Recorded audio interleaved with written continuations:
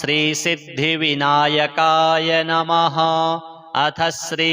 गजेन्द्रमोक्ष स्तोत्रम्। श्रीशुक उवाच एवं व्यवसितो बुद्ध्या समाधाय मनोहृदि जजाप परमं जाप्यं प्राग्जन्मन्यनुशिक्षितं। गजेन्द्र उवाच ॐ नमो भगवते तस्मै यत् एतच्चिदात्मकं पुरुषायादिबीजाय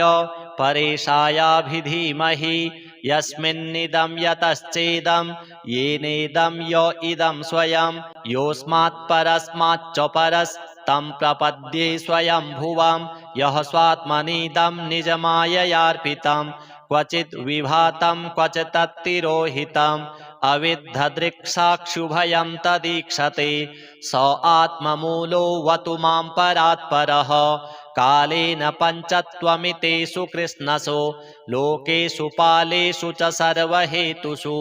तमस्तदासीद् गहनं गभीरं यस्तस्य पारेऽभिविराजते विभुः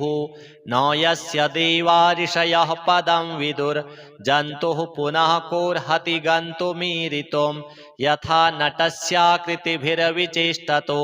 दुरत्ययानुक्रमणः समावतु दिदृक्षवो यस्य पदं सुमङ्गलं विमुक्तसङ्गा मुनयः सुसाधवः चरन्त्यलोकव्रतमौरणं वने भूतात्मभूताः सुहृदः समे गतिः न विद्यते यस्य च जन्म कर्म वा न नाम रूपे गुणदोष एव वा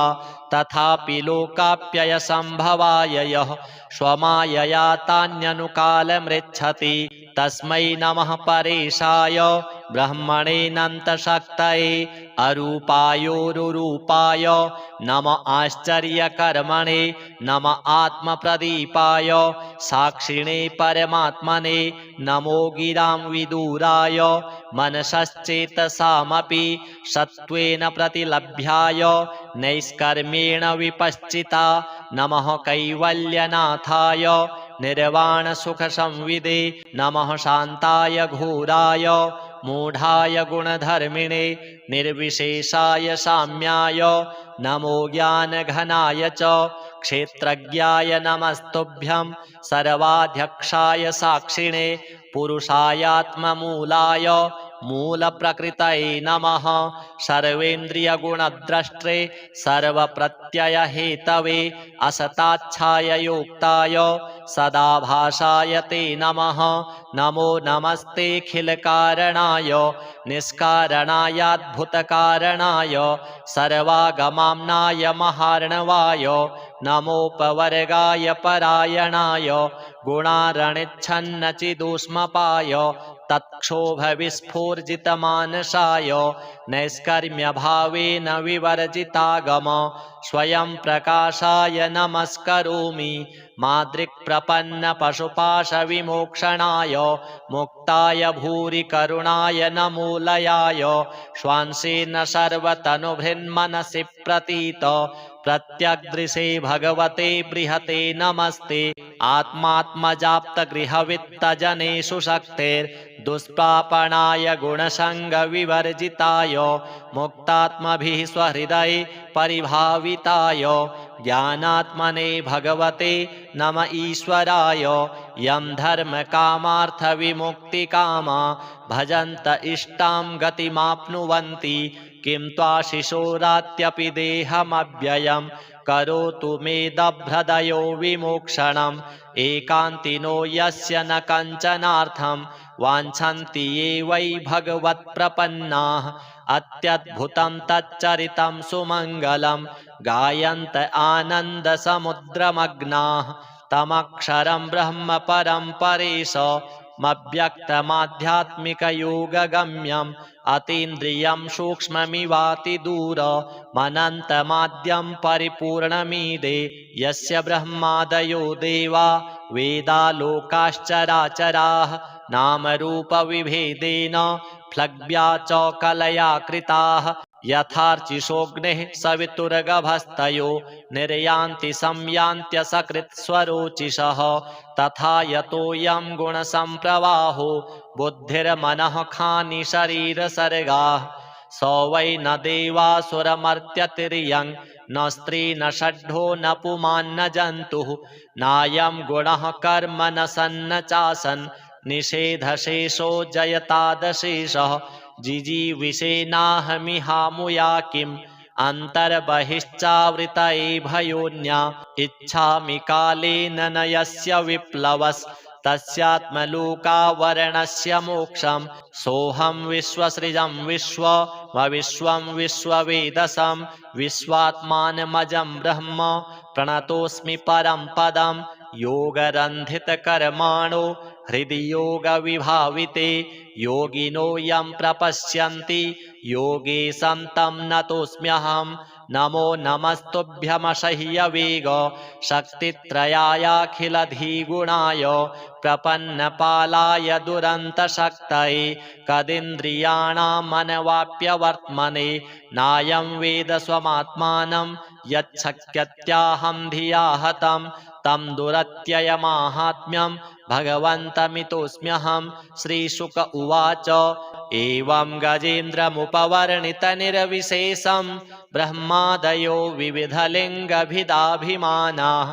नैते यदोपससृपुर्निखिलात्मकत्वात् तत्राखिलामरमयो हरिराविरासीत् तं तद्वदार्थमुपलभ्य जगन्निवासः स्तोत्रं निशम्य दिविजैः सह संस्तुवद्भिः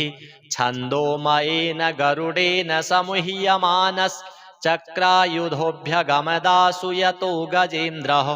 सोऽन्तः सरस्युरुबलेन गृहीत आर्तो दृष्ट्वा गरुत्मतिहरिं ख उपात्त चक्रम् उत्क्षिप्य शाम्बुजकरं गिरमाह कृच्छ्रान् नारायणाखिलगुरो भगवन्नमस्ते तं वीक्ष्य पीडितमजः सहसावतीर्य सग्राहमाशु सरसः कृपयोज्जहार ग्राहाद्विपाटितमुखा दरिणा गजेन्द्रं सम्पश्यतां हरिरमुमुचतुस्त्रियाणाम् अथ श्री लक्ष्मीनारायण स्तोत्र श्रीनिवास जगन्नाथ श्रीहरे भक्तवत्सल लक्ष्मीपते नमस्तुभ्यं त्राहि मां भवसागरात् राधारमण गोविन्द भक्तकामप्रपूरक नारायण नमस्तुभ्यं त्राहि मां भवसागरात् दामोदर महोदार सर्वापत्तिनिवारण ऋषिकेश नमस्तुभ्यं त्राहि मां भवसागरात् गरुडध्वज वैकुण्ठ निवासिन् केशवाच्युत जनार्दन नमस्तुभ्यं त्राहि मां भवसागरात् शङ्खचक्रगदा पद्म धर श्रीवत्सलाञ्छन मेघश्याम नमस्तुभ्यं त्राहि मां भवसागरात् त्वं माता त्वं पिता बन्धुः सद्गुरुस्त्वं दयानिधिः त्वत्तोऽन्यो न परो देवस्त्राहि मां भवसागरात् न जाने दानधर्मादि योगं यागं तपोजपं त्वं केवलं कुरु दयां त्राहि मां भवसागरात् न मत्समो यद्यपि पापकर्ता न त्वत्समोत्थापि हि पापहर्ता विज्ञापितं त्वेतदशेषसाक्षिन् मामुद्धरार्तं पतितं तवाग्रे अथ श्री विष्णु शतनाम स्तोत्र वासुदेवं हृषीकेशं वामनं जलशायिनं जनार्दनं हरिं कृष्णं श्रीवक्षं गरुडध्वजं वाराहं पुण्डरीकाक्षं नृसिंहं नरकान्तकम् अव्यक्तं शाश्वतं विष्णु मनन्तमजमव्ययं नारायणं गदाध्यक्षं गोविन्दं कीर्तिभाजनं गोवर्धनोद्धरं देवं भूधरं भुवनेश्वरं वेत्तारं यज्ञपुरुषं यज्ञेशं यज्ञवाहनं चक्रपाणिं गदापाणिं शङ्खपाणिं नरोत्तमं वैकुण्ठं दुष्टदमनं भूगर्भं पीतवाससं त्रिविक्रमं त्रिकालज्ञं त्रिमूर्तिं नन्दकेश्वरं रामं हयग्रीवं भीमं रौद्रं भवोद्भवं श्रीपतिं श्रीधरं श्रीशं मङ्गलं मङ्गलायुधं दामोदरं दमोपेतं केशवं केशिसूदनं वरेण्यं वरदं विष्णु मानन्दं वासुदेवजं हिरण्यरेतसं दीप्तं पुराणं पुरुषोत्तमं सकलं निष्कलं शुद्धं निर्गुणं गुणशाश्वतं हिरण्यतनुसङ्काशं सूर्यायुतसमप्रभं मेघश्यामं चतुर्बाहुं कुशलं कमलेक्षणं ज्योतिरूपमरूपं च स्वरूपं रूपसंस्थितं सर्वज्ञं सर्वरूपस्थं सर्वेषां सर्वतोमुखं ज्ञानं कूटस्थमचलं ज्ञानदं परमं प्रभुं योगीशं योगनिष्णातं योगिसंयोगरूपिणम् ईश्वरं सर्वभूतानां वन्दे भूतमयं प्रभुम् इति नाम शतं दिव्यं वैष्णवं खलु पापहं व्यासेन कथितं पूर्वं सर्वपापप्रणाशनं यः पठेत् प्रातरुत्थाय स भवेद् वैष्णवो नरः सर्वपापविशुद्धात्मा विष्णुसायुज्यमाप्नुयात् चान्द्रायणसहस्राणि कन्यादानशतानि च गवां लक्षसहस्राणि मुक्तिभागी भवेन्नरः अश्वमेधायुतं पुण्यं फलं प्राप्नोति मानवः। अथ श्री शालिग्राम स्तोत्रम्। अस्य श्री शालिग्राम स्तोत्रमन्त्रस्य श्री भगवान् ऋषिः श्रीनारायणो देवता अनुष्टुप् छन्दः श्री शालिग्राम स्तोत्रमन्त्र जपे विनियोगः। युधिष्ठिर उवाच श्रीदेव देव देवेश देवतार्चनमुत्तमं तत्सर्वं श्रोतुमिच्छामि ब्रूहि मे पुरुषोत्तम। श्रीभगवानुवाच गण्डक्यां चोत्तरे तीरे गिरिराजस्य दक्षिणे 10 योजन विस्तीर्णा महाक्षेत्रवसुन्धरा शालिग्रामो भवेद्देवो देवी द्वारावती भवेत् उभयोः सङ्गमो यत्र मुक्तिस्तत्र न संशयः शालिग्रामशिला यत्र यत्र द्वारावती शिला उभयोः सङ्गमो यत्र मुक्तिस्तत्र न संशयः आजन्मकृतपापानां प्रायश्चित्तं य इच्छति शालिग्रामशिलावारि पापहारि नमोऽस्तु ते अकालमृत्युहरणं सर्वव्याधिविनाशनं विष्णोः पादोदकं पीत्वा शिरसा धारयाम्यहं शङ्खमध्ये स्थितं तोयं भ्रामितं केशवोपरि अङ्गलग्नं मनुष्याणां ब्रह्महत्यादिकं दहेत् स्नानोदकं पिबेन्नित्यं चक्राङ्कितशिलोद्भवं प्रक्षाल्य शुद्धं तत्तोयं ब्रह्महत्यां व्यपोहति अग्निष्टोमसहस्राणि वाजपेयशतानि च सम्यक् फलमवाप्नोति विष्णोर्नैवेद्यभक्षणात् नैवेद्ययुक्तां तुलसीं च मिश्रितां विशेषतः पादजलेन विष्णोः योष्णाति नित्यं पुरतो मुरारेः प्राप्नोति यज्ञायुतकोटिपुण्यम् खण्डिता स्फुटिता भिन्ना वह्नि दग्धा तथैव च शालिग्रामशिला यत्र तत्र दोषो न विद्यते न मन्त्रः पूजनं नैव न तीर्थं न च भावना न स्तुतिर्नोपचारश्च शालिग्रामशिलार्चने ब्रह्महत्यादिकं पापं मनोवाक्कायसम्भवं शीघ्रं नश्यति तत्सर्वं शालिग्रामशिलार्चनात् नानावर्णमयं चैव नानाभोगेन वेष्टितं तथा वरप्रसादेन लक्ष्मीकान्तं वदाम्यहं नारायणोद्भवो देवश्चक्रमध्ये च कर्मणा तथा वरप्रसादेन लक्ष्मीकान्तं वदाम्यहं कृष्णे शिलातले यत्र सूक्ष्मं चक्रं च दृश्यते सौभाग्यं सन्ततिं धत्ते सर्वसौख्यं ददाति च वासुदेवस्य चिह्नानि दृष्ट्वा पापैः प्रमुच्यते श्रीधरः सूकरे वामे हरिद्वर्णस्तु दृश्यते वराहरूपिणं देवं कूर्माङ्गैरपि चिह्नितं गोपदं तत्र दृश्येत वाराहं वामनं तथा पीतवर्णं तु देवानां रक्तवर्णं भयावहं नारसिंहो भवेद्देवो मोक्षदं च प्रकीर्तितं शङ्खचक्रगदाकूर्मः शङ्खो यत्र प्रदृश्यते शङ्खवर्णस्य देवानां वामे देवस्य लक्षणं दामोदरं तथा स्थूलं मध्ये चक्रं प्रतिष्ठितं पूर्णद्वारेण संकीर्णा पीतरेखा च दृश्यते छत्राकारे भवेद्राज्यं वर्तुले च महाश्रियः चपटे च महादुःखं शूलाग्रे तोरणं ध्रुवं ललाटे शेषभोगस्तु शिरोपरि शुकाञ्चनं चक्रकाञ्चनवर्णानां वामदेवस्य लक्षणं वामपार्श्वे च वै चक्रे कृष्णवर्णस्तु पिङ्गलं लक्ष्मीनृसिंहदेवानां पृथग्वर्णस्तु दृश्यते लम्बोष्ठे च दरिद्रं स्यात् पिङ्गले हानिरेव च लग्नचक्रे भवेद्व्याधिर्विदारे मरणं ध्रुवं पादोदकं च निर्माल्यं मस्तके धारयेत् सदा विष्णोर्दृष्टं भक्षितव्यं तुलसीदलमिश्रितं कल्पकोटिसहस्राणि वैकुण्ठे वसते सदा शालिग्रामशिलाबिन्दुर्हत्याकोटिविनाशनः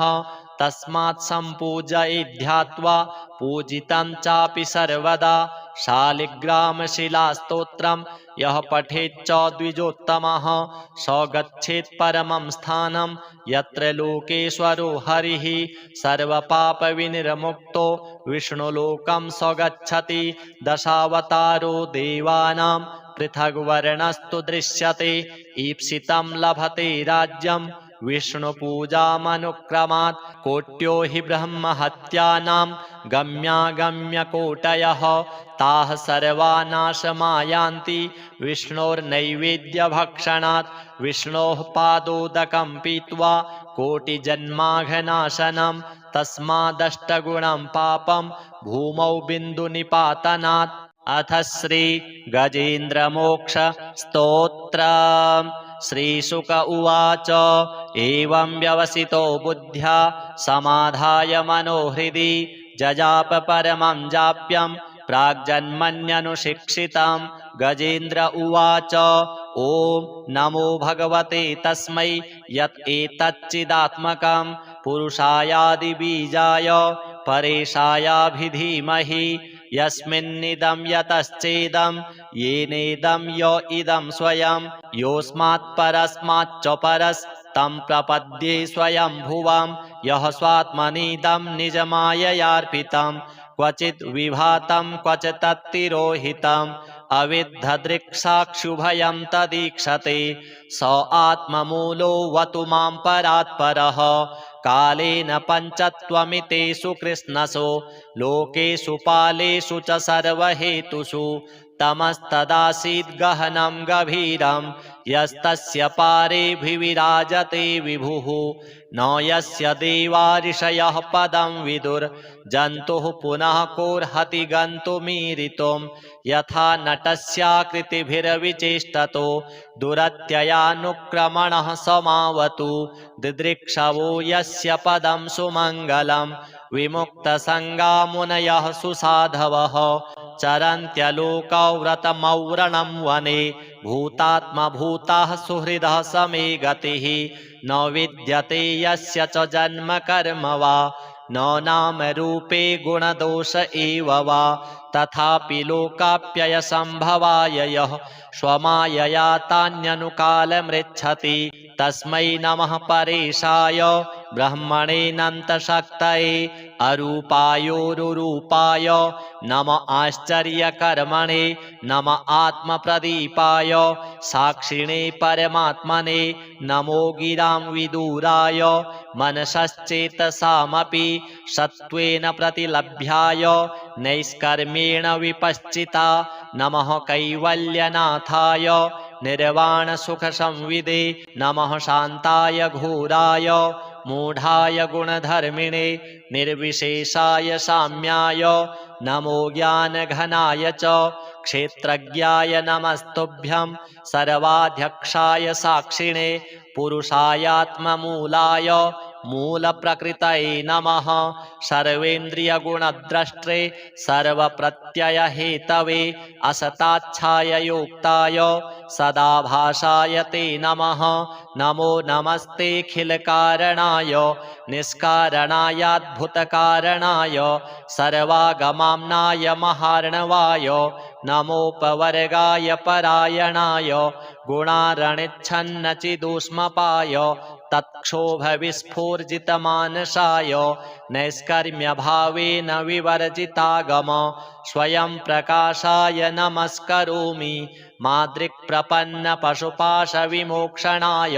मुक्ताय भूरि करुणाय नमोलयाय श्वांसेन सर्वतनुभृन्मनसि प्रतीत प्रत्यग्दृशे भगवते बृहते नमस्ते आत्मात्मजाप्तगृहवित्तजनेषु शक्तेर्दुष्प्रापणाय गुणसङ्गविवर्जिताय मुक्तात्मभिः स्वहृदये परिभाविताय ज्ञानात्मने भगवते नम ईश्वराय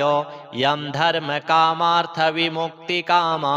भजन्त इष्टां गतिमाप्नुवन्ति किं त्वाशिशोरात्यपि देहमव्ययं करोतु मेदभ्रदयो विमोक्षणम् एकान्तिनो यस्य न कञ्चनार्थं वाञ्छन्ति ये वै भगवत्प्रपन्नाः अत्यद्भुतं तच्चरितं सुमङ्गलं गायन्त आनन्दसमुद्रमग्नाः तमक्षरं ब्रह्म परं परेशमव्यक्तमाध्यात्मिकयोगगम्यम् अतीन्द्रियं सूक्ष्ममिवातिदूरमनन्तमाद्यं परिपूर्णमीडे यस्य ब्रह्मादयो देवा वेदालोकाश्चराचराः नामरूपविभेदेन फ्लग्व्या च कलया कृताः यथार्चिषोऽग्निः सवितुर्गभस्तयो निर्यान्ति संयान्त्यसकृत्स्वरोचिषः तथा यतोऽयं गुणसम्प्रवाहो बुद्धिर्मनः खानि शरीरसर्गाः स वै न देवासुरमर्त्यतिर्यं न स्त्री न षड्ढो न पुमान् न जन्तुः नायं गुणः कर्म न सन्न चासन् निषेधशेषो जयतादशेषः जिजीविषेनाहमिहामुया किम् अन्तर्बहिश्चावृतये भयोन्या इच्छामि कालेन न यस्य विप्लवस्तस्यात्मलोकावरणस्य मोक्षं सोऽहं विश्वसृजं विश्वं विश्ववेदसं विश्वात्मानमजं ब्रह्म प्रणतोऽस्मि परं पदं योगरन्धितकर्माणो हृदि योगविभाविते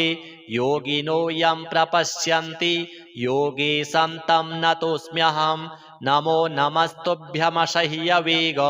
शक्तित्रयायाखिलधिगुणाय प्रपन्नपालाय दुरन्तशक्तये कदिन्द्रियाणामनवाप्यवर्त्मने नायं वेद स्वमात्मानं यच्छक्यत्याहं धिया हतं तं दुरत्ययमाहात्म्यं भगवन्तमितोऽस्म्यहं श्रीशुक उवाच एवं गजेन्द्रमुपवर्णितनिर्विशेषं ब्रह्मादयो विविधलिङ्गभिदाभिमानाः नैते यदोपससृपुर्निखिलात्मकत्वात् तत्राखिलामरमयो हरिराविरासीत् तं तद्वदार्थमुपलभ्य जगन्निवासः स्तोत्रं निशम्य दिविजैः सह संस्तुवद्भिः छन्दोमयेन गरुडेन समुह्यमानश्चक्रायुधोऽभ्यगमदासु यतो गजेन्द्रः सोऽन्तः सरस्युरुबलेन गृहीत आर्तो दृष्ट्वा गरुत्मतिहरिं ख उपात्त चक्रम् उत्क्षिप्य शाम्बुजकरं गिरमाह कृच्छ्रान् नारायणाखिलगुरो भगवन्नमस्ते तं वीक्ष्य पीडितमजः सहसावतीर्य सग्राहमाशु सरसः कृपयोज्जहार ग्राहाद्विपाटितमुखा दरिणा गजेन्द्रं सम्पश्यतां हरिरमो मुचतुस्त्रियाणाम् अथ श्री लक्ष्मी नारायण स्तोत्र। श्रीनिवास जगन्नाथ श्रीहरे भक्तवत्सल लक्ष्मीपते नमस्तुभ्यं त्राहि मां भवसागरात्। राधारमण गोविन्द भक्तकामप्रपूरक नारायण नमस्तुभ्यं त्राहि मां भवसागरात्। दामोदर महोदार सर्वापत्तिनिवारण ऋषिकेश नमस्तुभ्यं त्राहि मां भवसागरात्। गरुडध्वज वैकुण्ठ निवासिन् केशवाच्युत जनार्दन नमस्तुभ्यं त्राहि मां भवसागरात्। शङ्खचक्र गदा पद्म धर श्रीवत्सलाञ्छन मेघश्याम नमस्तुभ्यं त्राहि मां भवसागरात्। त्वं माता त्वं पिता बन्धुः सद्गुरुस्त्वं दयानिधिः त्वत्तोऽन्यो न परो देवस्त्राहि मां भवसागरात्। न जाने दानधर्मादि योगं यागं तपोजपं त्वं केवलं कुरु दयां त्राहि मां भवसागरात्। न मत्समो यद्यपि पापकर्ता न त्वत्समोत्थापि हि पापहर्ता विज्ञापितं त्वेतदशेषसाक्षिन् मामुद्धरार्तं पतितं तवाग्रे। अथ श्री विष्णु शतनाम स्तोत्र। वासुदेवं हृषीकेशं वामनं जलशायिनं जनार्दनं हरिं कृष्णं श्रीवक्षं गरुडध्वजं वाराहं पुण्डरीकाक्षं नृसिंहं नरकान्तकम् अव्यक्तं शाश्वतं विष्णुमनन्तमजमव्ययं नारायणं गदाध्यक्षं गोविन्दं कीर्तिभाजनं गोवर्धनोद्धरं देवं भूधरं भुवनेश्वरं वेत्तारं यज्ञपुरुषं यज्ञेशं यज्ञवाहनं चक्रपाणिं गदापाणिं शङ्खपाणिं नरोत्तमं वैकुण्ठं दुष्टदमनं भूगर्भं पीतवाससं त्रिविक्रमं त्रिकालज्ञं त्रिमूर्तिं नन्दकेश्वरं रामं रामं हयग्रीवं भीमं रौद्रं भवोद्भवं श्रीपतिं श्रीधरं श्रीशं मङ्गलं मङ्गलायुधं दामोदरं दमोपेतं केशवं केशिसूदनं वरेण्यं वरदं विष्णु मानन्दं वासुदेवजं हिरण्यरेतसं दीप्तं पुराणं पुरुषोत्तमं सकलं निष्कलं शुद्धं निर्गुणं गुणशाश्वतं हिरण्यतनुसङ्काशं सूर्यायुतसमप्रभं मेघश्यामं चतुर्बाहुं कुशलं कमलेक्षणं ज्योतिरूपमरूपं च स्वरूपं रूपसंस्थितं सर्वज्ञं सर्वरूपस्थं सर्वेषां सर्वतोमुखं ज्ञानं कूटस्थमचलं ज्ञानदं परमं प्रभुं योगीशं योगनिष्णातं योगिसंयोगरूपिणं ईश्वरं सर्वभूतानां वन्दे भूतमयं प्रभुम् इति नाम शतं दिव्यं वैष्णवं खलु पापहं व्यासेन कथितं पूर्वं सर्वपापप्रणाशनं यः पठेत् प्रातरुत्थाय स भवेद् वैष्णवो नरः सर्वपापविशुद्धात्मा विष्णुसायुज्यमाप्नुयात् चान्द्रायणसहस्राणि कन्यादानशतानि च गवां लक्षसहस्राणि मुक्तिभागी भवेन्नरः अश्वमेधायुतं पुण्यं फलं प्राप्नोति मानवः। अथ श्री शालिग्राम स्तोत्र। अस्य श्री शालिग्राम स्तोत्रमन्त्रस्य श्री भगवान् ऋषिः श्रीनारायणो देवता अनुष्टुप् छन्दः श्री शालिग्राम स्तोत्रमन्त्र जपे विनियोगः। युधिष्ठिर उवाच श्रीदेव देव देवेश देवतार्चनमुत्तमं तत्सर्वं श्रोतुमिच्छामि ब्रूहि मे पुरुषोत्तम। श्रीभगवानुवाच गण्डक्यां चोत्तरे तीरे गिरिराजस्य दक्षिणे 10 योजनविस्तीर्णा महाक्षेत्रवसुन्धरा शालिग्रामो भवेद्देवो देवी द्वारावती भवेत् उभयोः सङ्गमो यत्र मुक्तिस्तत्र न संशयः शालिग्रामशिला यत्र यत्र द्वारावती शिला उभयोः सङ्गमो यत्र मुक्तिस्तत्र न संशयः आजन्मकृतपापानां प्रायश्चित्तं य इच्छति शालिग्रामशिलावारि पापहारि नमोऽस्तु ते अकालमृत्युहरणं सर्वव्याधिविनाशनं विष्णोः पादोदकं पीत्वा शिरसा धारयाम्यहं शङ्खमध्ये स्थितं तोयं भ्रामितं केशवोपरि अङ्गलग्नं मनुष्याणां ब्रह्महत्यादिकं दहेत् स्नानोदकं पिबेत् नित्यं चक्राङ्कितशिलोद्भवं प्रक्षाल्य शुद्धं तत्तोयं ब्रह्महत्यां व्यपोहति अग्निष्टोमसहस्राणि वाजपेयशतानि च सम्यक् फलमवाप्नोति विष्णोर्नैवेद्यभक्षणात् नैवेद्ययुक्तां तुलसीं च मिश्रितां विशेषतः पादजलेन विष्णोः योष्णाति नित्यं पुरतो मुरारेः प्राप्नोति यज्ञायुतकोटिपुण्यं खण्डिता स्फुटिता भिन्ना वह्नि दग्धा तथैव च शालिग्रामशिला यत्र तत्र दोषो न विद्यते न मन्त्रः पूजनं नैव न तीर्थं न च भावना न स्तुतिर्नोपचारश्च शालिग्रामशिलार्चने ब्रह्महत्यादिकं पापं मनोवाक्कायसम्भवं शीघ्रं नश्यति तत्सर्वं शालिग्रामशिलार्चनात् नानावर्णमयं चैव नानाभोगेन वेष्टितं तथा वरप्रसादेन लक्ष्मीकान्तं वदाम्यहं नारायणोद्भवो देवश्चक्रमध्ये च कर्मणा तथा वरप्रसादेन लक्ष्मीकान्तं वदाम्यहं कृष्णे शिलातले यत्र सूक्ष्मं चक्रं च दृश्यते सौभाग्यं सन्ततिं धत्ते सर्वसौख्यं ददाति च वासुदेवस्य चिह्नानि दृष्ट्वा पापैः प्रमुच्यते श्रीधरः सूकरे वामे हरिद्वर्णस्तु दृश्यते वराहरूपिणं देवं कूर्माङ्गैरपि चिह्नितं गोपदं तत्र दृश्येत वाराहं वामनं तथा पीतवर्णं तु देवानां रक्तवर्णं भयावहं नारसिंहो भवेद्देवो मोक्षदं च प्रकीर्तितं शङ्खचक्रगदा कूर्मः शङ्खो यत्र प्रदृश्यते शङ्खवर्णस्य देवानां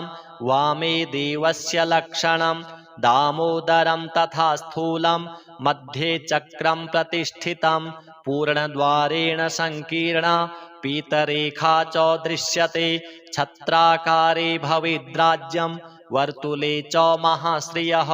चपटे च महादुःखं शूलाग्रे तोरणं ध्रुवं ललाटे शेषभोगस्तु शिरोपरि शुकाञ्चनं चक्रकाञ्चनवर्णानां वामदेवस्य लक्षणं वामपार्श्वे च वै चक्रे कृष्णवर्णस्तु पिङ्गलं लक्ष्मीनृसिंहदेवानां पृथग्वर्णस्तु दृश्यते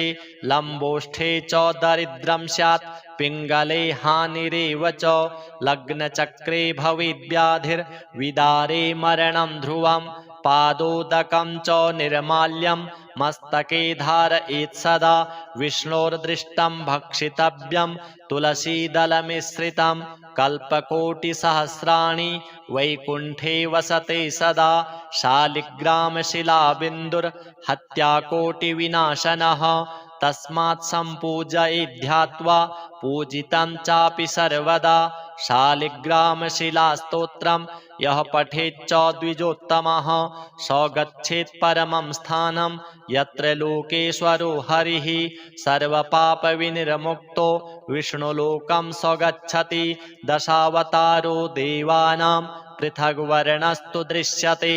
ईप्सितं लभते राज्यं विष्णुपूजामनुक्रमात् कोट्यो हि ब्रह्महत्यानां गम्यागम्यकोटयः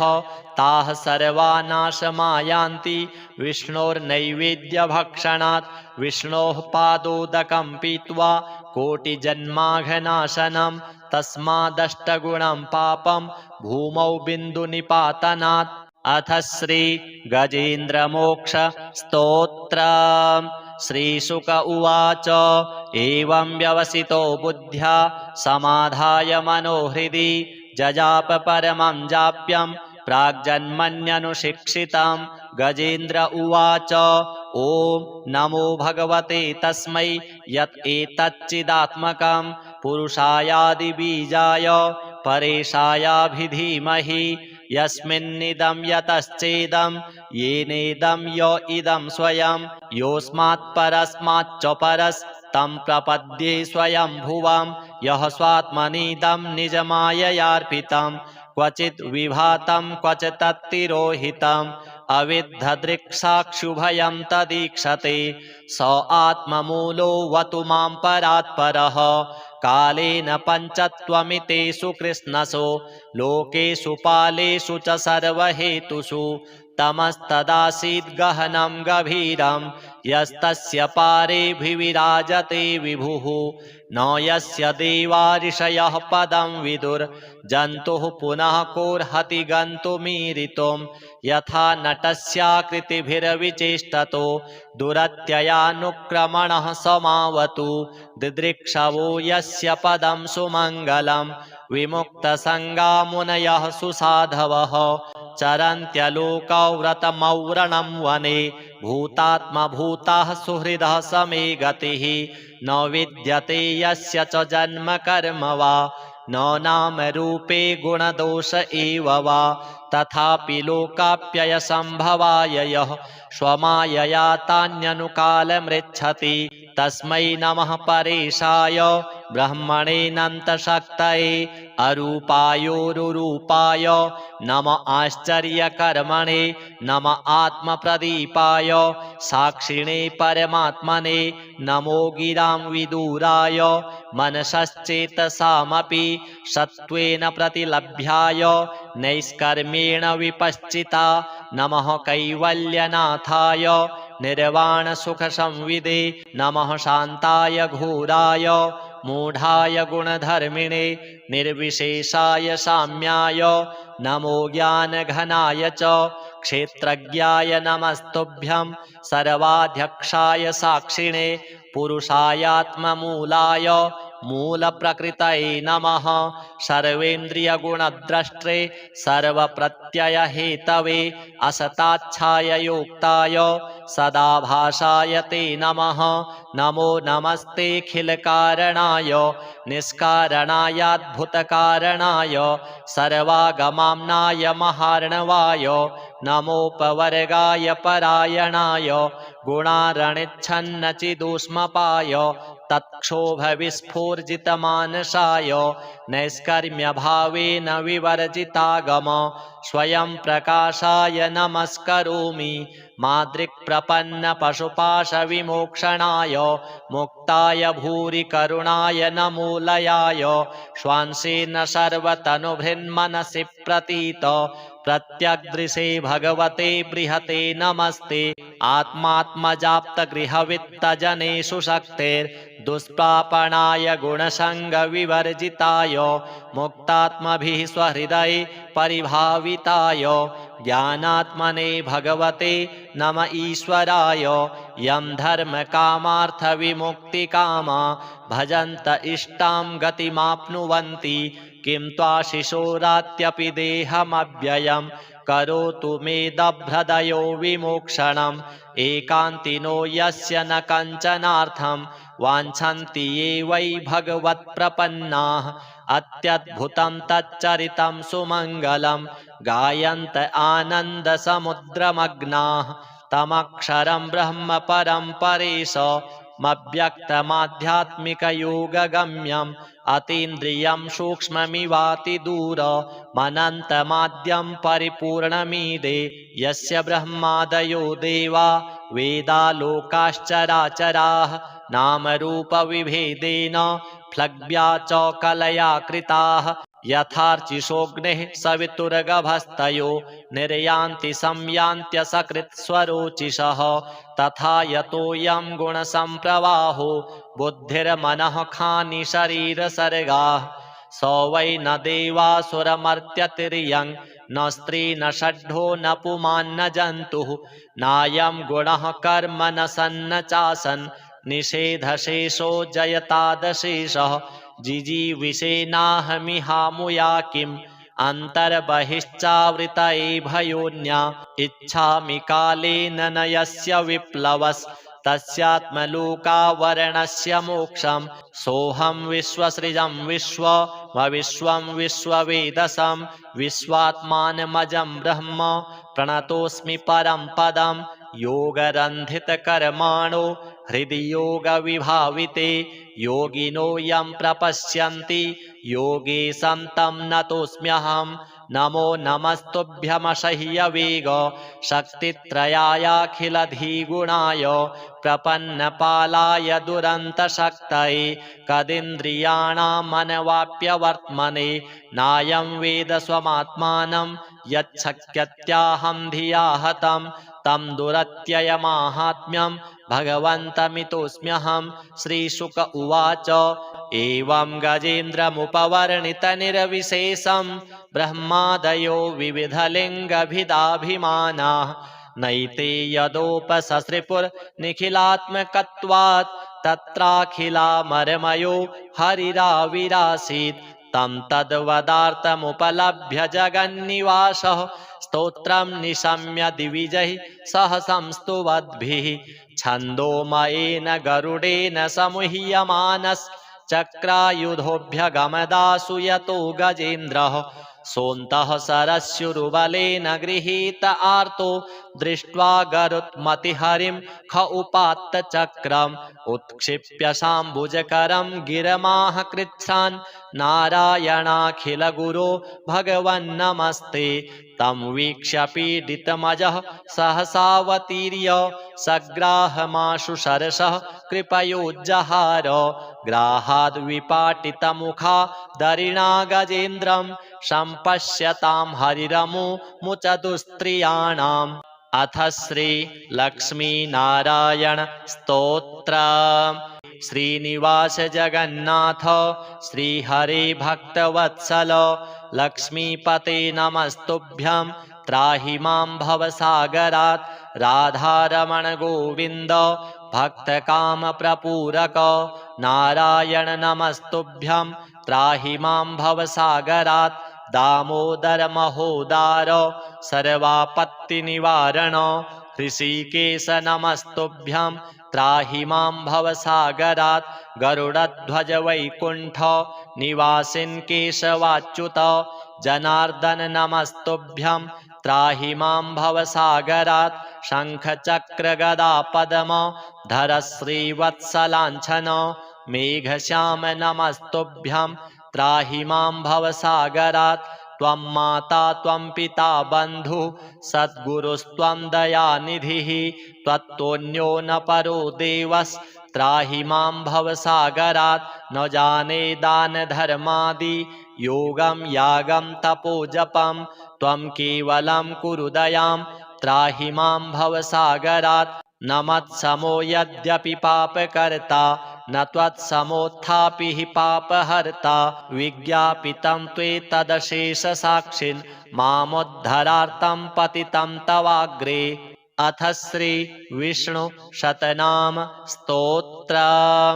वासुदेवं हृषीकेशं वामनं जलशायिनं जनार्दनं हरिं कृष्णं श्रीवक्षं गरुडध्वजं वाराहं पुण्डरीकाक्षं नृसिंहं नरकान्तकम् अव्यक्तं शाश्वतं विष्णु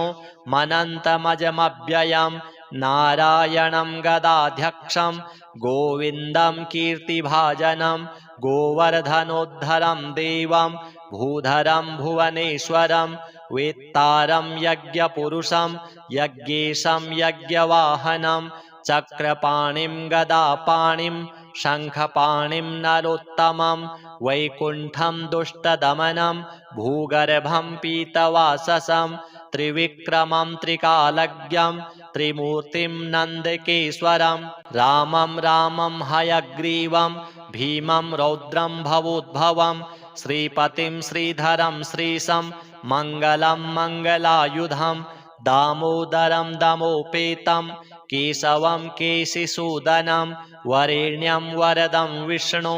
मानन्दं वासुदेवजं हिरण्यरेतसं दीप्तं पुराणं पुरुषोत्तमं सकलं निष्कलं शुद्धं निर्गुणं गुणशाश्वतं हिरण्यतनुसङ्काशं सूर्यायुतसमप्रभं मेघश्यामं चतुर्बाहुं कुशलं कमलेक्षणं ज्योतिरूपमरूपं च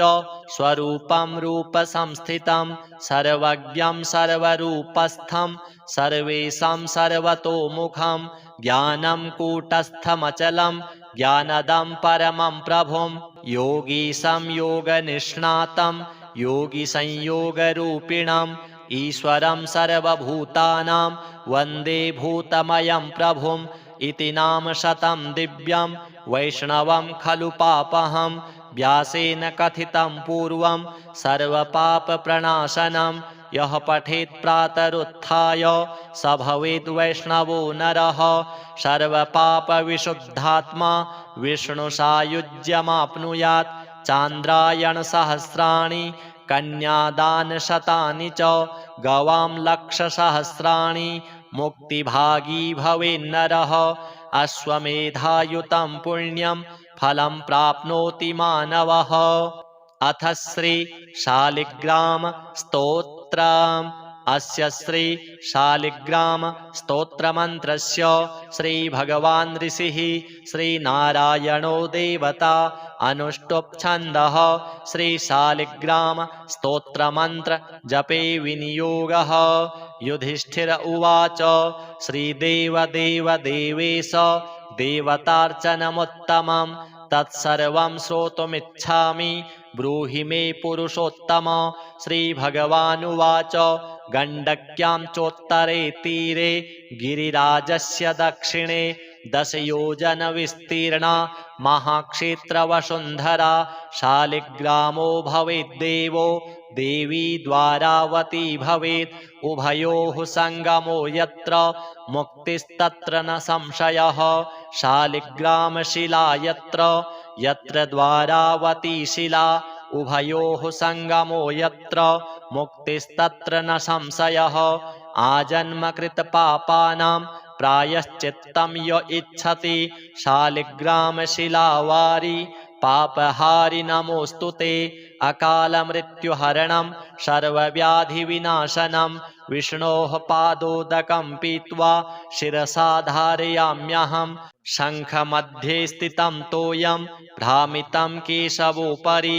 अङ्गलग्नं मनुष्याणां ब्रह्महत्यादिकं दहेत् स्नानोदकं पिबेत् नित्यं चक्राङ्कितशिलोद्भवं प्रक्षाल्य शुद्धं तत्तोयं ब्रह्महत्यां व्यपोहति अग्निष्टोमसहस्राणि वाजपेयशतानि च सम्यक् फलमवाप्नोति विष्णोर्नैवेद्यभक्षणात् नैवेद्ययुक्तां तुलसीं च मिश्रितां विशेषतः पादजलेन विष्णोः योष्णाति नित्यं पुरतो मुरारेः प्राप्नोति यज्ञायुतकोटिपुण्यं खण्डिता स्फुटिता भिन्ना वह्नि दग्धा तथैव च शालिग्रामशिला यत्र तत्र दोषो न विद्यते न मन्त्रः पूजनं नैव न तीर्थं न च भावना न स्तुतिर्नोपचारश्च शालिग्रामशिलार्चने ब्रह्महत्यादिकं पापं मनोवाक्कायसम्भवं शीघ्रं नश्यति तत्सर्वं शालिग्रामशिलार्चनात् नानावर्णमयं चैव नानाभोगेन वेष्टितं तथा वरप्रसादेन लक्ष्मीकान्तं वदाम्यहं नारायणोद्भवो देवश्चक्रमध्ये च कर्मणा तथा वरप्रसादेन लक्ष्मीकान्तं वदाम्यहं कृष्णे शिलातले यत्र सूक्ष्मं चक्रं च दृश्यते सौभाग्यं सन्ततिं धत्ते सर्वसौख्यं ददाति च वासुदेवस्य चिह्नानि दृष्ट्वा पापैः प्रमुच्यते श्रीधरः सूकरे वामे हरिद्वर्णस्तु दृश्यते वराहरूपिणं देवं कूर्माङ्गैरपि चिह्नितं गोपदं तत्र दृश्येत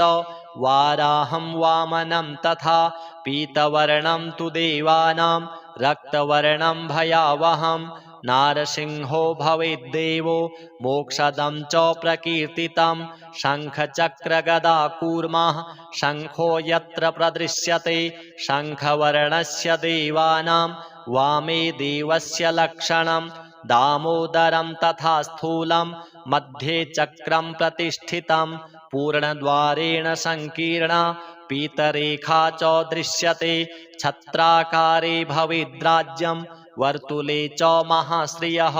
चपटे च महादुःखं शूलाग्रे तोरणं ध्रुवं ललाटे शेषभोगस्तु शिरोपरि शुकाञ्चनं चक्रकाञ्चनवर्णानां वामदेवस्य लक्षणं वामपार्श्वे च वै चक्रे कृष्णवर्णस्तु पिङ्गलं लक्ष्मीनृसिंहदेवानां पृथग्वर्णस्तु दृश्यते लम्बोष्ठे च दरिद्रं स्यात् पिङ्गले हानिरेव च लग्नचक्रे भवेद्व्याधिर्विदारे मरणं ध्रुवं पादोदकं च निर्माल्यं मस्तके धारयेत् सदा विष्णोर्दृष्टं भक्षितव्यं तुलसीदलमिश्रितं कल्पकोटिसहस्राणि वैकुण्ठे वसते सदा शालिग्रामशिलाबिन्दुर्हत्याकोटिविनाशनः तस्मात् सम्पूजयेत् ध्यात्वा पूजितं चापि सर्वदा शालिग्रामशिलास्तोत्रं यः पठेच्च द्विजोत्तमः स गच्छेत् परमं स्थानं यत्र लोकेश्वरो हरिः सर्वपापविनिर्मुक्तो विष्णुलोकं स गच्छति दशावतारो देवानां पृथग्वर्णस्तु दृश्यते ईप्सितं लभते राज्यं विष्णुपूजामनुक्रमात् कोट्यो हि ब्रह्महत्यानां गम्यागम्यकोटयः ताः सर्वा नाशमायान्ति विष्णोर्नैवेद्यभक्षणात् विष्णोः पादोदकं पीत्वा कोटिजन्माघनाशनं तस्मादष्टगुणं पापं भूमौ बिन्दुनिपातनात् अथ श्री गजेन्द्रमोक्ष स्तोत्र श्रीशुक उवाच एवं व्यवसितो बुद्ध्या समाधाय मनोहृदि जजाप परमं जाप्यं प्राग्जन्मन्यनुशिक्षितं गजेन्द्र उवाच ॐ नमो भगवते तस्मै यत् एतच्चिदात्मकं पुरुषायादिबीजाय परेशायाभिधीमहि यस्मिन्निदं यतश्चेदं येनेदं य इदं स्वयं योऽस्मात् परस्माच्च परस्तं प्रपद्ये स्वयंभुवं यः स्वात्मनीदं निजमाययार्पितं क्वचित् विभातं क्वचित् तत्तिरोहितम् अविद्धदृक्साक्षुभयं तदीक्षते स आत्ममूलो वतु मां परात्परः कालेन पञ्चत्वमितेषु कृष्णसु लोकेषु पालेषु च सर्वहेतुषु तमस्तदासीद् गहनं गभीरं यस्तस्य पारेभिविराजते विभुः न यस्य देवा ऋषयः पदं विदुर्जन्तुः पुनः कोर्हति गन्तुमीरितुं यथा नटस्याकृतिभिर्विचेष्टतो दुरत्ययानुक्रमणः समावतु दिदृक्षवो यस्य पदं सुमङ्गलं विमुक्तसङ्गा मुनयः सुसाधवः चरन्त्यलोकव्रतमौरणं वने भूतात्मभूताः सुहृदः समे गतिः न विद्यते यस्य च जन्म कर्म वा न नाम रूपे गुणदोष एव वा तथापि लोकाप्ययसम्भवाय यः स्वमायया तान्यनुकालमृच्छति तस्मै नमः परेशाय ब्रह्मणेऽनन्तशक्तये अरूपायोरुरूपाय नम आश्चर्यकर्मणे नम आत्मप्रदीपाय साक्षिणे परमात्मने नमो गिरां विदुराय मनसश्चेतसामपि सत्त्वेन प्रतिलभ्याय नैष्कर्म्येण विपश्चिता नमः कैवल्यनाथाय निर्वाणसुखसंविदे नमः शान्ताय घोराय मूढाय गुणधर्मिणे निर्विशेषाय साम्याय नमो ज्ञानघनाय च क्षेत्रज्ञाय नमस्तुभ्यं सर्वाध्यक्षाय साक्षिणे पुरुषायात्ममूलाय मूलप्रकृतये नमः सर्वेन्द्रियगुणद्रष्ट्रे सर्वप्रत्ययहेतवे असताच्छाय योक्ताय सदाभासाय ते नमः नमो नमस्तेऽखिलकारणाय निष्कारणायाद्भुतकारणाय सर्वागमाम्नाय महार्णवाय नमोपवर्गाय परायणाय गुणारणिच्छन्नचिदूष्मपाय तत्क्षोभविस्फूर्जितमानसाय नैष्कर्म्यभावेन विवर्जितागम स्वयं प्रकाशाय नमस्करोमि मादृक्प्रपन्नपशुपाशविमोक्षणाय मुक्ताय भूरि करुणाय नमोलयाय श्वांसेन सर्वतनुभृन्मनसि प्रतीत प्रत्यग्दृशे भगवते बृहते नमस्ते आत्मात्मजाप्तगृहवित्तजनेषु शक्तेर्दुष्प्रापणाय गुणसङ्गविवर्जिताय मुक्तात्मभिः स्वहृदये परिभाविताय ज्ञानात्मने भगवते नम ईश्वराय यं धर्मकामार्थविमुक्तिकामा भजन्त इष्टां गतिमाप्नुवन्ति किं त्वाशिशोरात्यपि देहमव्ययं करोतु मेदभ्रदयो विमोक्षणम् एकान्तिनो यस्य न कञ्चनार्थं वाञ्छन्ति ये वै भगवत्प्रपन्नाः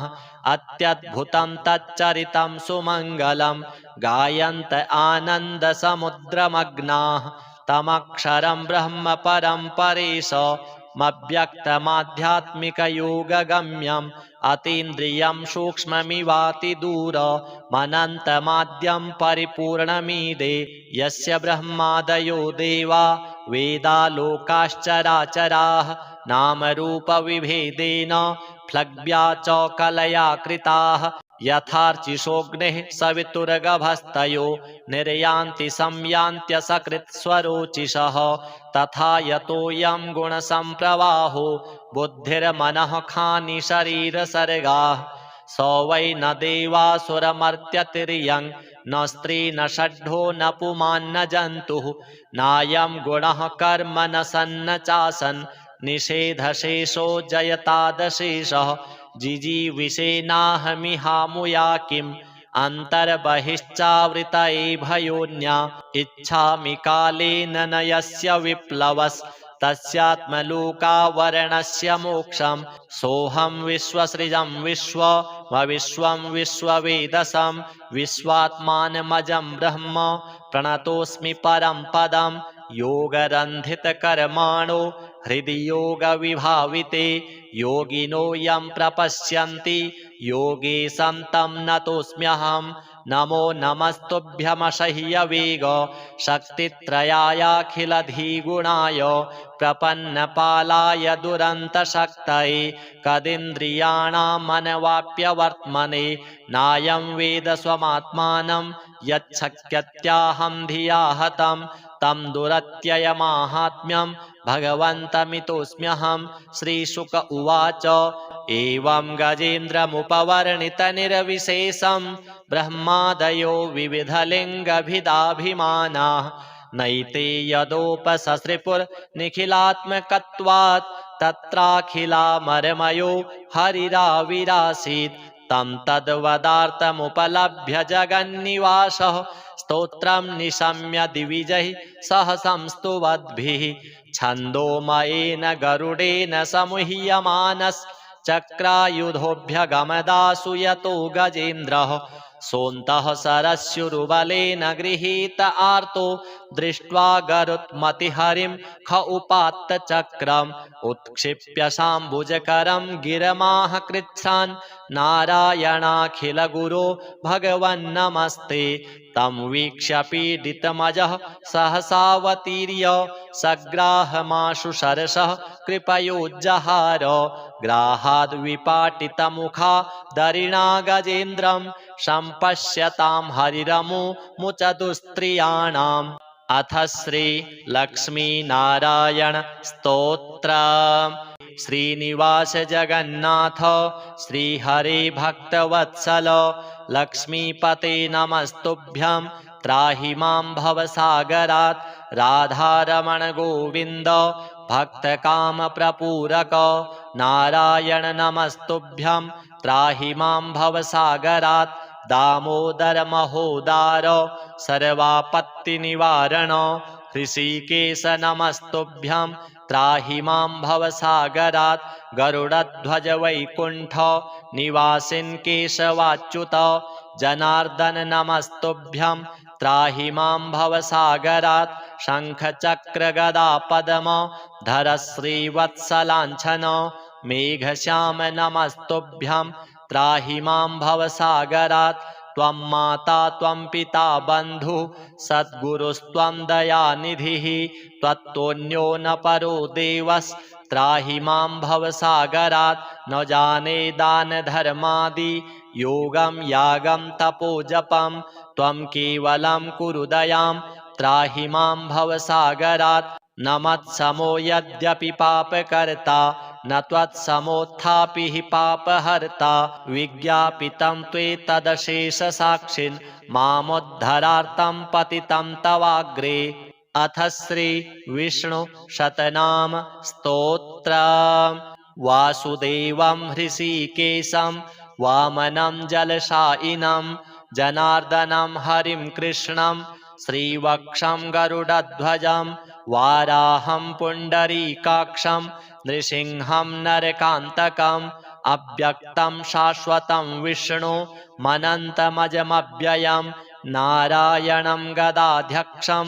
गोविन्दं कीर्तिभाजनं गोवर्धनोद्धरं देवं भूधरं भुवनेश्वरं वेत्तारं यज्ञपुरुषं यज्ञेशं यज्ञवाहनं चक्रपाणिं गदापाणिं शङ्खपाणिं नरोत्तमं वैकुण्ठं दुष्टदमनं भूगर्भं पीतवाससं त्रिविक्रमं त्रिकालज्ञं त्रिमूर्तिं नन्दकेश्वरं रामं रामं हयग्रीवं भीमं रौद्रं भवोद्भवं श्रीपतिं श्रीधरं श्रीशं मङ्गलं मङ्गलायुधं दामोदरं दमोपेतं केशवं केशिसूदनं वरेण्यं वरदं विष्णु मानन्दं वासुदेवजं हिरण्यरेतसं दीप्तं पुराणं पुरुषोत्तमं सकलं निष्कलं शुद्धं निर्गुणं गुणशाश्वतं हिरण्यतनुसङ्काशं सूर्यायुतसमप्रभं मेघश्यामं चतुर्बाहुं कुशलं कमलेक्षणं ज्योतिरूपमरूपं च स्वरूपं रूपसंस्थितं सर्वज्ञं सर्वरूपस्थं सर्वेशं सर्वतोमुखं ज्ञानं कूटस्थमचलं ज्ञानदं परमं प्रभुं योगीशं योगनिष्णातं योगिसंयोगरूपिणम् ईश्वरं सर्वभूतानां वन्दे भूतमयं प्रभुम् इति नाम शतं दिव्यं वैष्णवं खलु पापहं व्यासेन कथितं पूर्वं सर्वपापप्रणाशनं यः पठेत् प्रातरुत्थाय स भवेद् वैष्णवो नरः सर्वपापविशुद्धात्मा विष्णुसायुज्यमाप्नुयात् चान्द्रायणसहस्राणि कन्यादानशतानि च गवां लक्षसहस्राणि मुक्तिभागी भवेन्नरः अश्वमेधायुतं पुण्यं फलं प्राप्नोति मानवः अथ श्री शालिग्राम स्तोत्रम् अस्य श्री शालिग्राम स्तोत्रमन्त्रस्य श्री भगवान् ऋषिः श्रीनारायणो देवता अनुष्टुप् छन्दः श्री शालिग्राम स्तोत्रमन्त्र जपे विनियोगः युधिष्ठिर उवाच श्रीदेव देव देवेश देवतार्चनमुत्तमं तत्सर्वं श्रोतुमिच्छामि ब्रूहि मे पुरुषोत्तम श्रीभगवानुवाच गण्डक्यां चोत्तरे तीरे गिरिराजस्य दक्षिणे 10 योजन विस्तीर्णा महाक्षेत्रवसुन्धरा शालिग्रामो भवेद्देवो देवी द्वारावती भवेत् उभयोः संगमो यत्र मुक्तिस्तत्र न संशयः शालिग्रामशिला यत्र यत्र द्वारावती शिला उभयोः संगमो यत्र मुक्तिस्तत्र न संशयः आजन्मकृतपापानां प्रायश्चित्तं य इच्छति शालिग्रामशिलावारि पापहारि नमोऽस्तु ते अकालमृत्युहरणं सर्वव्याधिविनाशनं विष्णोः पादोदकं पीत्वा शिरसा धारयाम्यहं शङ्खमध्ये स्थितं तोयं भ्रामितं केशवोपरि अङ्गलग्नं मनुष्याणां ब्रह्महत्यादिकं दहेत् स्नानोदकं पिबेन्नित्यं चक्राङ्कितशिलोद्भवं प्रक्षाल्य शुद्धं तत्तोयं ब्रह्महत्यां व्यपोहति अग्निष्टोमसहस्राणि वाजपेयशतानि च सम्यक् फलमवाप्नोति विष्णोर्नैवेद्यभक्षणात् नैवेद्ययुक्तां तुलसीं च मिश्रितां विशेषतः पादजलेन विष्णोः योष्णाति नित्यं पुरतो मुरारेः प्राप्नोति यज्ञायुतकोटिपुण्यम् खण्डिता स्फुटिता भिन्ना वह्नि दग्धा तथैव च शालिग्रामशिला यत्र तत्र दोषो न विद्यते न मन्त्रः पूजनं नैव न तीर्थं न च भावना न स्तुतिर्नोपचारश्च शालिग्रामशिलार्चने ब्रह्महत्यादिकं पापं मनोवाक्कायसम्भवं शीघ्रं नश्यति तत्सर्वं शालिग्रामशिलार्चनात् नानावर्णमयं चैव नानाभोगेन वेष्टितं तथा वरप्रसादेन लक्ष्मीकान्तं वदाम्यहं नारायणोद्भवो देवश्चक्रमध्ये च कर्मणा तथा वरप्रसादेन लक्ष्मीकान्तं वदाम्यहं कृष्णे शिलातले यत्र सूक्ष्मं चक्रं च दृश्यते सौभाग्यं सन्ततिं धत्ते सर्वसौख्यं ददाति च वासुदेवस्य चिह्नानि दृष्ट्वा पापैः प्रमुच्यते श्रीधरः सूकरे वामे हरिद्वर्णस्तु दृश्यते वराहरूपिणं देवं कूर्माङ्गैरपि चिह्नितं गोपदं तत्र दृश्येत वाराहं वामनं तथा पीतवर्णं तु देवानां रक्तवर्णं भयावहं नारसिंहो भवेद्देवो मोक्षदं च प्रकीर्तितं शङ्खचक्रगदाकूर्मः शङ्खो यत्र प्रदृश्यते शङ्खवर्णस्य देवानां वामे देवस्य लक्षणं दामोदरं तथा स्थूलं मध्ये चक्रं प्रतिष्ठितं पूर्णद्वारेण संकीर्णा पीतरेखा च दृश्यते छत्राकारे भवेद्राज्यं वर्तुले च महाश्रियः चपटे च महादुःखं शूलाग्रे तोरणं ध्रुवं ललाटे शेषभोगस्तु शिरोपरि शुकाञ्चनं चक्रकाञ्चनवर्णानां वामदेवस्य लक्षणं वामपार्श्वे च वै चक्रे कृष्णवर्णस्तु पिङ्गलं लक्ष्मीनृसिंहदेवानां पृथग्वर्णस्तु दृश्यते लम्बोष्ठे च दरिद्रं स्यात् पिङ्गले हानिरेव च लग्नचक्रे भवेद्व्याधिर्विदारे मरणं ध्रुवं पादोदकं च निर्माल्यं मस्तके धारयेत् सदा विष्णोर्दृष्टं भक्षितव्यं तुलसीदलमिश्रितं कल्पकोटिसहस्राणि वैकुण्ठे वसते सदा शालिग्रामशिलाबिन्दुर्हत्याकोटिविनाशनः तस्मात् सम्पूजयेत् ध्यात्वा पूजितं चापि सर्वदा शालिग्रामशिलास्तोत्रं यः पठेच्च द्विजोत्तमः स गच्छेत् परमं स्थानं यत्र लोकेश्वरो हरिः सर्वपापविनिर्मुक्तो विष्णुलोकं स गच्छति दशावतारो देवानां पृथग्वर्णस्तु दृश्यते ईप्सितं लभते राज्यं विष्णुपूजामनुक्रमात् कोट्यो हि ब्रह्महत्यानां गम्यागम्यकोटयः ताः सर्वा नाशमायान्ति विष्णोर्नैवेद्यभक्षणात् विष्णोः पादोदकं पीत्वा कोटिजन्माघनाशनं तस्मादष्टगुणं पापं भूमौ बिन्दुनिपातनात्